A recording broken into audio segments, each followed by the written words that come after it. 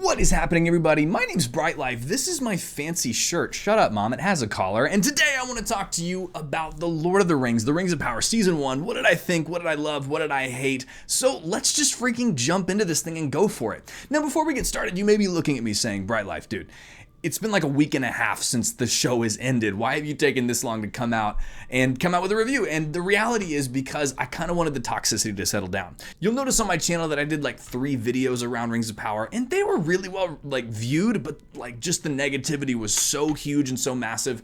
And I thought, why not just wait a little bit and then have an honest conversation about it? Because I kind of want to. So today we are genuinely going to have an honest conversation, and I'd really love to hear your full thoughts in the comments below. However, my one rule is please don't slag off the other side. If you hated the show, feel free to just drop your hatred. I hated the show. I thought it was terrible. It was the worst. Give me some good reasons for it. I'd love to engage with you in the comments, but don't look at the people that liked the show and be like, you're not a Tolkien fan. And the same goes the other way. There are lots of people that, loved the show. And if you loved it, tell me why. I'd love to, again, engage you in conversation, but don't look at the side that didn't like the show for their reasons and be like, they're the worst and terrible. That's so stupid. Just, if you liked it, you liked it. If you don't, you don't. But let's jump into what I thought about it. Now, overall impressions of the Rings of Power are kind of as follows, and then I'm going to get into some of the more detailed goods and bads throughout the whole season.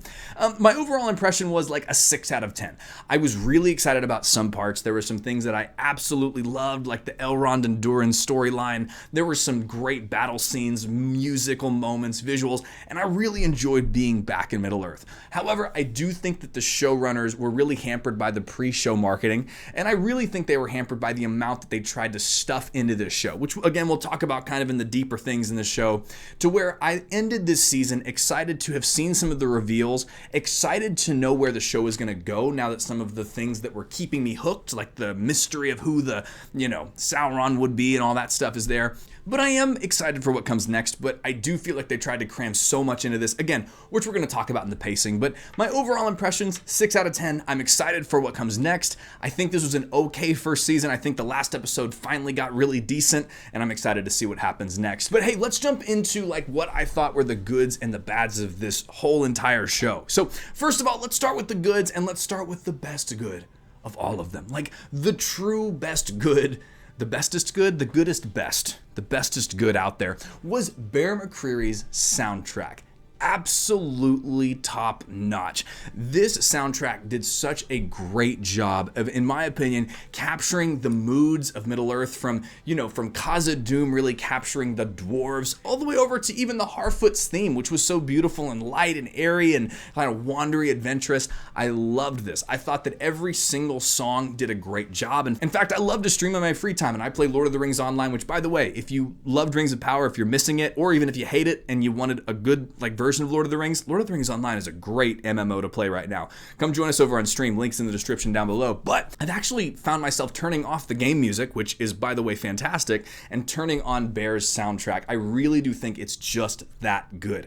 Now, I did mention at one point, and I had to go back on it because I said, I think that this might be almost as good or maybe at level and sometimes even better than Howard Shore's Lord of the Rings soundtrack. And then after the show ended, I went and watched The Fellowship of the Ring with my wife, and I publicly recanted that statement because Howard Shore, I really do think in his music, I just think it's the top 3, if not the number 1 musical soundtrack of all time. And I would put that up against Star Wars, by the way. I just think it was fantastic. But Bear really did a great job. And I mean, he's a fantastic composer, obviously. But number 1 best for me is the music. The second thing was the visuals. The visuals in this show were absolutely outstanding. I mean, there were some really cool moments. There were some really cool vista shots. I think that the directors did a great job of capturing Middle-earth as a visual concept. It is an over-the-top, beautiful world that's only found in New Zealand and our, current Earth right here. And it's just over-the-top amazing. And they did a great job of capturing, in my opinion, this world. I think that Middle-earth has a certain look to it, especially based on what Peter Jackson did. And I think that they did a great job of weaving this fantasy world into it with the great wooded areas and the beautiful vistas and the mountains and the snow. again, fantastic. A lot of these visuals were wonderful. I think even like things like Lindon over to Khazad-dûm, over to Numenor, all of these, they just displayed very well. You can tell that the actual showrunners have read Silmarillion and they were really into the way things were described, and I think it was a great thing. So huge props to the VFX department of this show. They did a fantastic job. Okay, the third good, in my opinion, were some of the battle scenes. Some of these battle scenes were so good, it was insane.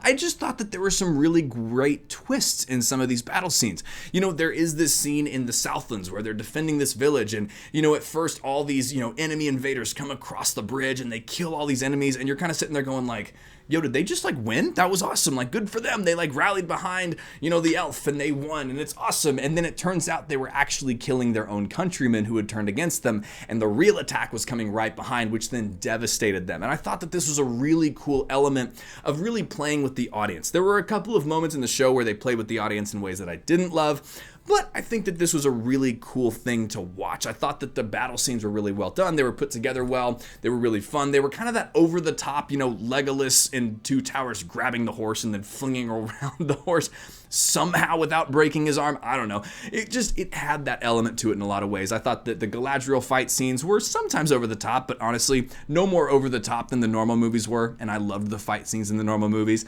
And so, really great job on a lot of those battle scenes. Okay, the next good was some of the characters' development. I thought that Elrond and Durin was the perfect example of how you take something that is high and lofty like Lord of the Rings and bring it down to earth and make it accessible, right? This tension that Elrond has between being immortal and then Durin, who is mortal, and Elrond just letting time kind of pass him by and missing what was going on in his friend's life. This wasn't just a good storyline, but it was very representative of Tolkien's work. You know, the elves being this immortal race that didn't have too much care for the races of the mortal races, but then of course they had to care with the ring, and I thought that was just a really well done thing. I even think Durin and his father, like in this, like, you know, this beautiful father-son scene where the father's trying to reconcile with the son, but the son won't take what his father has for him. Beautiful. I mean, really well acted, really well put together. I would say the Harfoots also were really decent, even though I don't love the Harfoots as a concept personally, just from like a lore perspective. I just don't personally think that hobbits, or sorry, the Harfoots, the protogenitors to the Hobbit or whatever, should be important until the actual events of the Hobbit. This is when hobbits actually took on a bigger role in the world, and even then it was a smaller role with Smaug than it was with the Lord of the Rings with Frodo and Sam. And the reason that they were so amazing and impressive is because they were previously unimpressive. And so, but I still think that the Harfoots had a really good character arc, even though they were like murderous and then suddenly like really sweet at the end. I don't know. But I thought that there were some really cool characters. I think Pharazôn was really great. I'm excited to see his character develop into the evil king that he will be. I thought Elendil was really well done. And I just think that there were some great characters in this show. Of course, we are leaving out some key characters that we're going to talk about in a minute, but I think those were pretty decent. All right, and I will say this, some of the lore callbacks were actually really decent. I thought Elros and Numenor, hearing some of the backstory of Elrond and his parents, Elrond's backstory was great. I think that the callbacks to the One and Aule the Smith, some of these little lore callbacks were really cool for fans of the Silmarillion and fans of the Lord of the Rings. You could kind of go, oh, I remember that. That's really cool. I loved seeing that. I thought that was really well put together. All right, now I want to move on to my last good, and I wanted to save this because this was actually my biggest surprise that I changed after I wrote the initial script of this and was doing my research, because initially this was the worst of the worst of the worst, and it was the reveal of Halbrand as Sauron.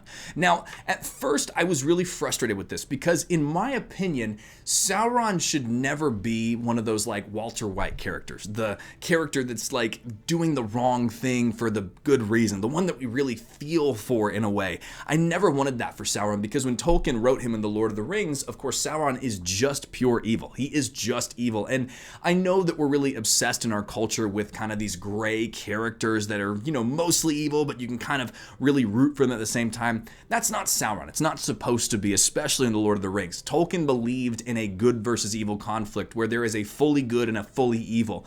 And I didn't love that, you know, Halbrand was saving Galadriel, smiling at children in the midst of the show. But actually, I had my mind changed. But I would say that the reveal of Halbrand as Sauron was really well put together. I thought that the scene was really good. I didn't really like the whole, him romantically with Galadriel, wanting him to be his queen. That's not really for me. But otherwise, I thought this was really well put together. I thought the scene was good. The two screaming at one another was perfect. I just thought it was really well done, in my opinion.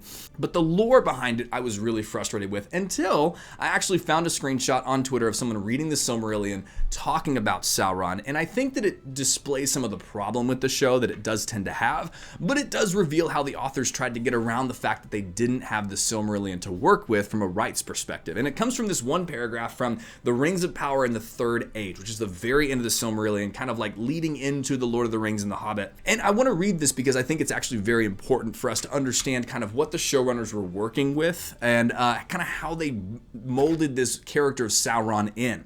And it says this: "When Thangorajum was broken and Morgoth overthrown, Sauron put on his fair hue again and did obeisance to Eonwe and the herald of Manwë and abjured all his evil deeds.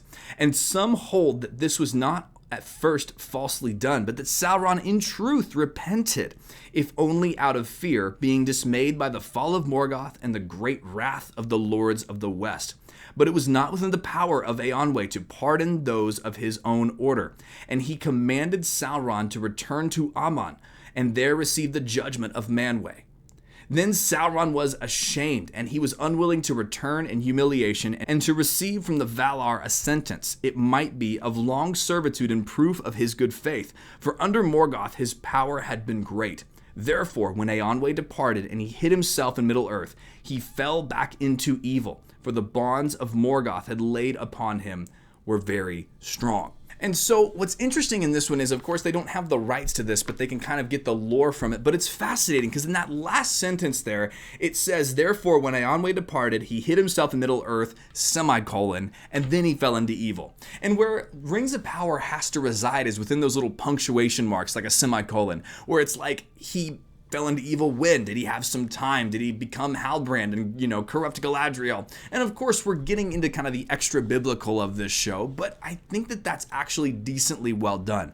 They're trying to find the conflict within what they can actually utilize, and we're going to talk about kind of the bads with that, but that is pretty impressive. All right, now let's talk about the bads of this show. You'll notice that I didn't talk about big things like the writing and Galadriel and the pacing of this show because I don't think this show was nearly perfect. I think even just from a TV show perspective, there were a lot of things that were really wrong with this show. Now, the first big one came from before the show came out, and that was in the pre-show marketing. Now, the pre-show marketing team determined, based on pretty much what they wrote in the first Vanity Fair article that came out about this, that this show was not for the superfan, that this show was for the football watching dad and his teenage son sitting on the couch on a Sunday night watching a show together, trying to connect. That was kind of their persona. Now, I'm personally in marketing. It's what I do as my full-time thing, and you're always going to try to market to that person.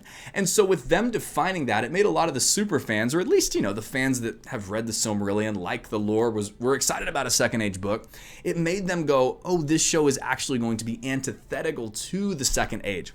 And I think that a lot of us are angry at the Tolkien superfans for being negative around this show, but there was almost a Amazon fired first kind of a mentality. I think once you watch the show, you'll notice that the showrunners actually are pretty well versed in Tolkien. They really like his lore. They're trying to do a good job calling back to his stuff, but the pre-show marketing kind of set a battle line between Amazon and the superfans when it didn't have to. This is the most perplexing thing to me. I don't run a multi-million-dollar marketing firm. Mine is a lot smaller than that, but I could tell you that if you want someone to help a nerdy thing win, just win over the nerds. They're evangelists. They love to talk to their friends about it, just like Game of Thrones was. In Game of Thrones, they took a real hard look at the book and they said, we're going to follow this as much as we possibly can. They got the nerds to buy on first. Those nerds evangelized, and then they had one of the largest shows ever produced on television.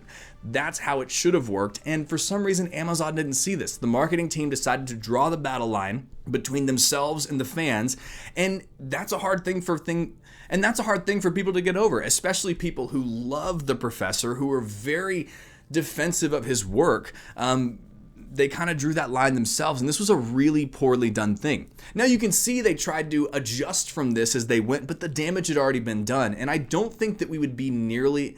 And I don't think that the fan base would have been nearly as toxic and frustrated and angry with this show if they hadn't have drawn the battle lines early. If they had said, listen, we love Tolkien, we want to, have the super fans come and judge our show and all that stuff, and we're really trying to cater to you guys, I think this show would have been done a lot better, and a lot of the content wouldn't have been so negatively received. So that's my huge first con about this show. But unfortunately, you can't get away from my biggest con. It's like the number one, and I'll kind of wax eloquent on this one, so there will be little chapter markers. Feel free to skip it if you don't agree with me or you don't want to hear it, but it's the poor writing. This show had really, really poor writing in a lot of areas. There were some really good writing plot points like Durin and Elrond, but they were kind of the exception that proves the rule.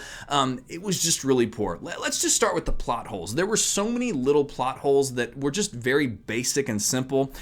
First of all, why did Elrond tell the secret of the dwarves to Celebrimbor right after he's told the king, King Gil-galad, who is trying to, save the elven race, that his word is his bond and his honor will never be broken, and you may not care about that, but I do. And then he walks right over, 30 feet away, I imagine, to the graveyard area with the trees and all that stuff. It's like, so Celebrimbor, here's Mithril. It's like, what in the world's going on?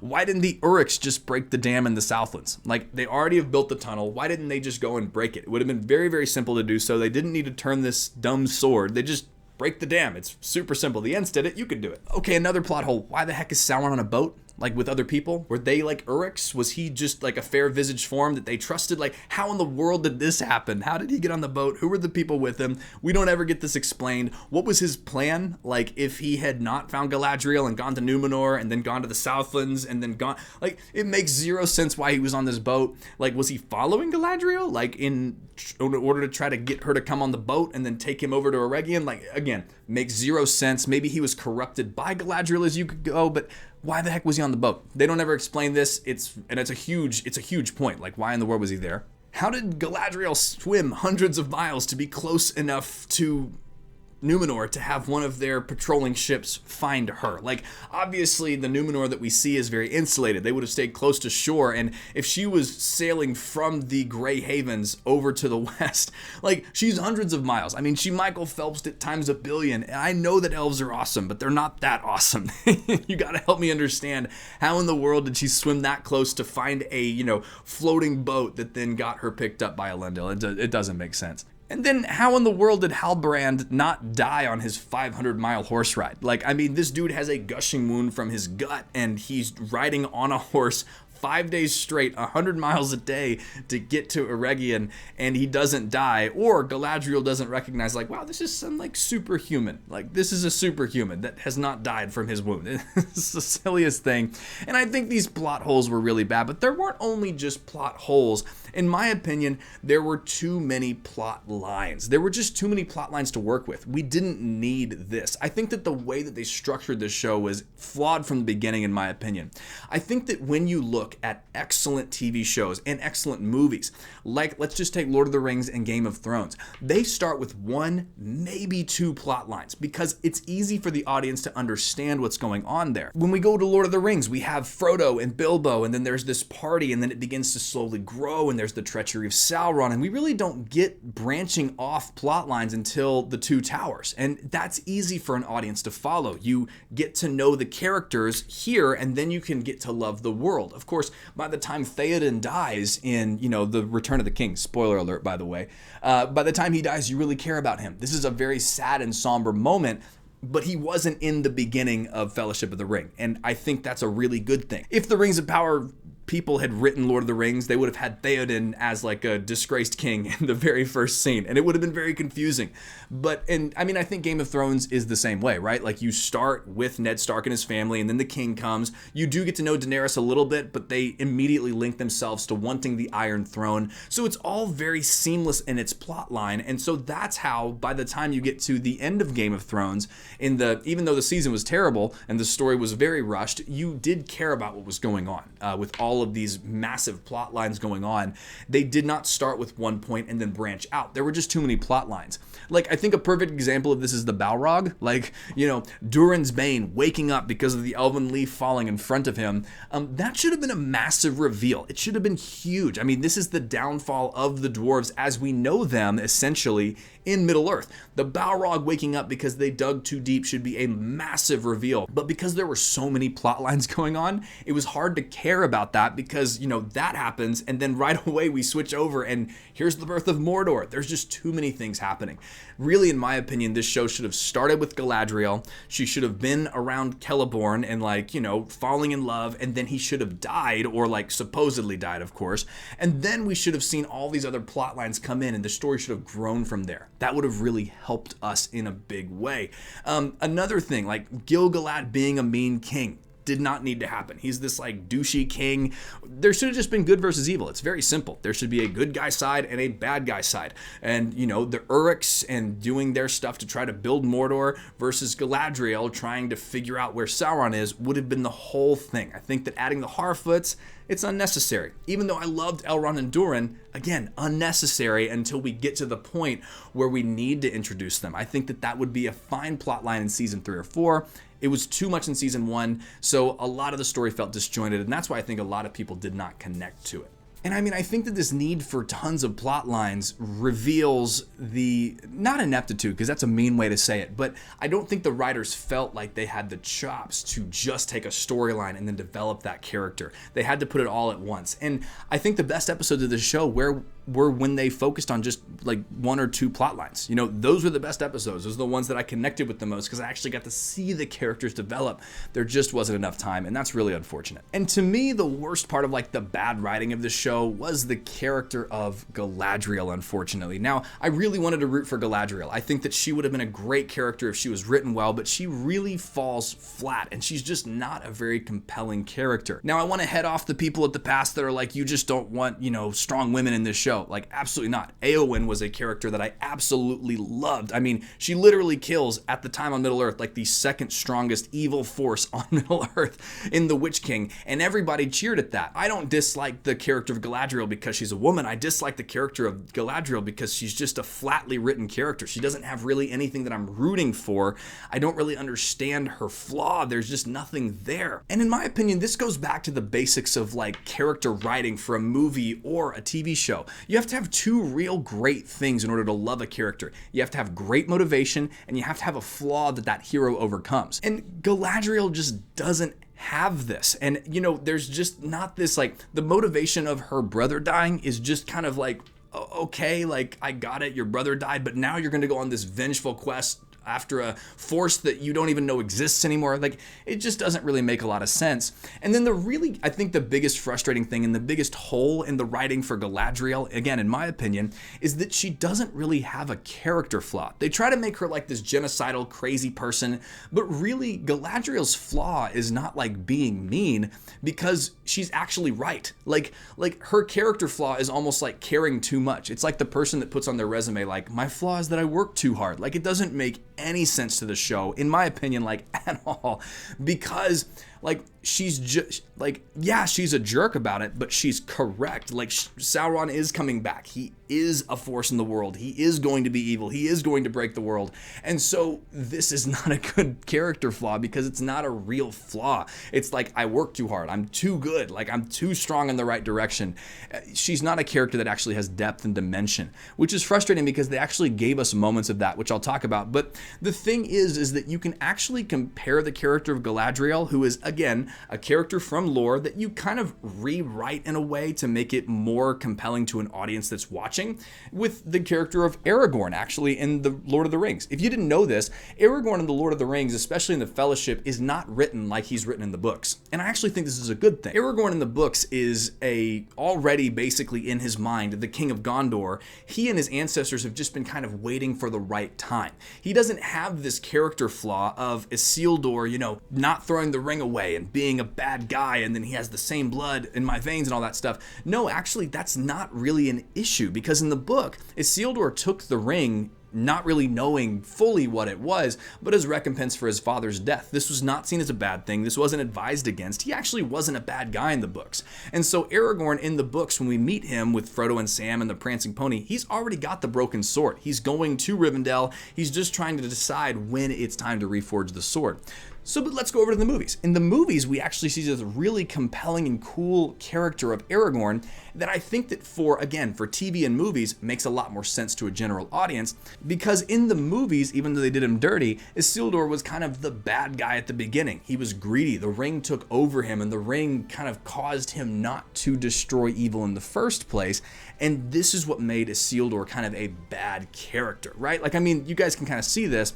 And so Aragorn, being kind of a, fluffed up character, just like Galadriel in this one was like a fluffed up character off of the lore, Aragorn actually had a fantastic motivation. He wanted to help Middle-earth. He wanted to do what he could to help, but he also was scared because he had this flaw that was so beautifully written in The Lord of the Rings, where he says the same blood flows in my veins, the same weakness. And it goes into this idea of generational sin, which of course Tolkien, as like a Christian author, would have kind of dealt with and really been aware of based on his biblical roots. It really made sense. His flaw was actually a flaw. Like, it was him trying to get over generational sin. Can I overcome what my fathers did not overcome? Galadriel doesn't have this. She just is a jerk too much. You know what I mean?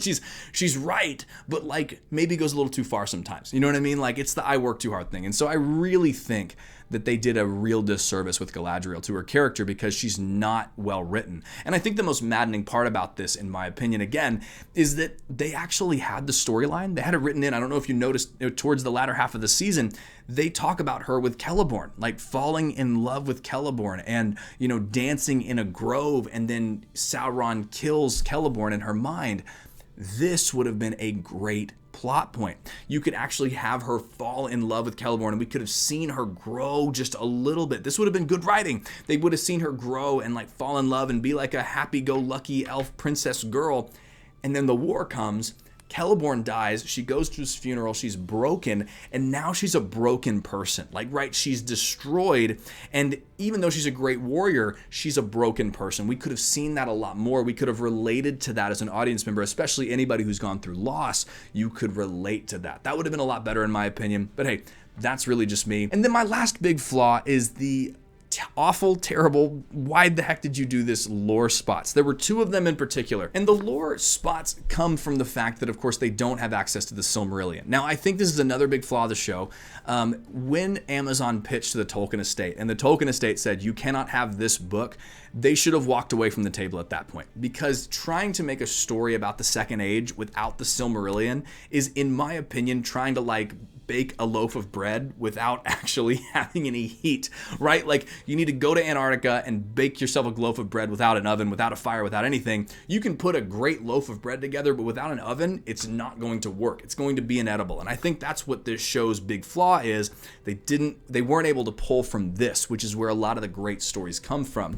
And so they had to kind of manufacture conflict, unfortunately. The first one was with Galadriel and her brother. You have to touch the darkness in order to really experience light. I didn't see a lot of people get mad about this, but I personally, as someone who's a big fan of the Professor and a big fan of Tolkien's work, this is a real anathema to what Tolkien would believe. Tolkien did not believe that you had to go get really, really close to the dark and tempt fate a little bit and become a gray character in order to really be good. That's a 2022 idea, plain and simple. And Tolkien believed in a good versus evil. Like, you did not have to go be a bad guy in order to really be a good guy. This is false, this is wrong, and it's a real big premise of the show. I really disliked that. I thought that was really, really poorly done. It was in poor taste towards the Professor.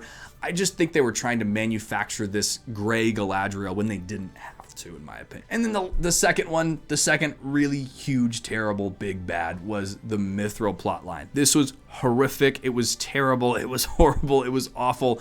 I don't know why they did this. I think they were trying to manufacture this conflict between elf and dwarf. It was just bad, because there doesn't need to be this conflict. Elves did not create the rings. They didn't have this need to create the rings because the world around them was dying and they were going to have to flee their home. No, no, no.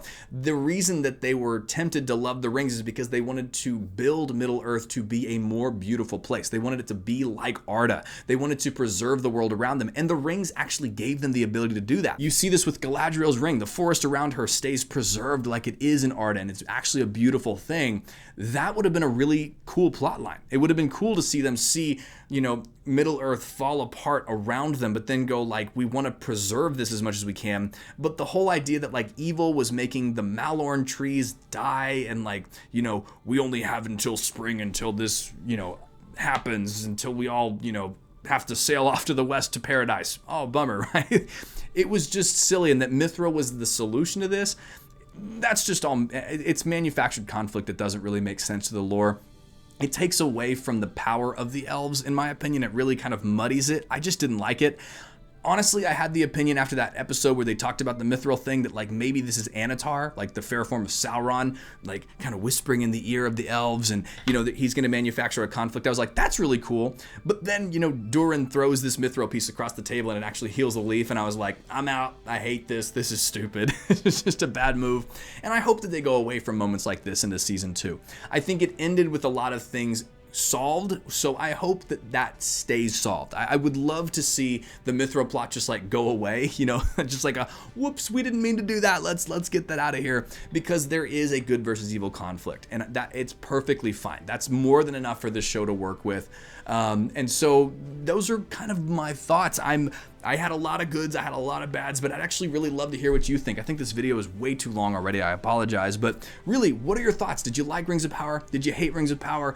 Were you kind of like me in the middle? Something's great, something's not great. I'd actually love to hear from you in the comments below. But friends, as always, I want to say a huge thank you for making it to the end of this way too long ranting video. If you liked it, please leave it a like. If you loved it, please hit that subscribe button for more Lord of the Rings awesome content. We play lots of great video games, a lot of them around Lord of the Rings, so I bet you'll enjoy the content if you stay here. I want to say a massive shout out to our patrons who help this channel not only survive, but thrive. Thank you to all of you guys who make this video creation thing possible. But friends, as always, the last two things that I say at the end of my videos are the most important things that I could say, and it is that you are more loved than you know, and you are so much more valuable than you realize. I hope that you have an incredible day, and I will see you in the next one. Hey, thank you so much for watching. I hope that you enjoyed it. I want to let you know a couple ways to connect with me. First of all, we got an awesome Discord in the description. We've got a Patreon if you'd like to give to the channel and help support more video creation. And I am live on Twitch quite often over at twitch.tv/brightlifecommunity. Would love to see you there. Always love interacting on those live video streams. But I hope you have an incredible day, my loved and valued friend. Have an awesome one.